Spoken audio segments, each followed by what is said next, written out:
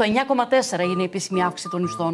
Και η Νέα Δημοκρατία είχε υποσχεθεί αύξηση των μισθών στο υπερδιπλάσιο του ρυθμού της ανάπτυξης. Δεν επαρκεί για να καλύψει βασικές ανάγκες. 20% έχει αυξηθεί ο βασικός μισθός. 9,4 στην τελευταία αύξηση. 9,4 σχέση με την προηγούμενη. Έχουν γίνει 3 αυξήσεις. Θα τρελαθούμε εδώ πέρα. Αυτά είναι τα στοιχεία που είναι επίσημα. Πόσο ήταν ο βασικός μισθός το 19?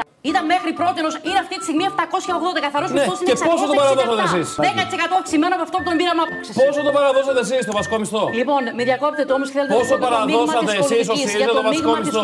Κυρία Τζάκρη, 650 ευρώ παραδώσατε βασικό μισθό. Και σήμερα είναι 780. Αυτό είναι μια αύξηση 20%. Είναι κουρασμένοι οι φροντές, κύριε 12 η ώρα, μην με διακόπτετε, δεν σας ρώτησα. Με ρώτησε ο κύριος Παναγιωτόπουλος για το μείγμα της πολιτικής.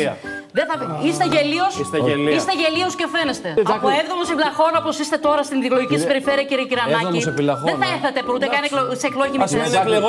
Δεν θα απαντήσω στο προηγούμενο. Κύριε Κυρανάκη, Το 1/4 των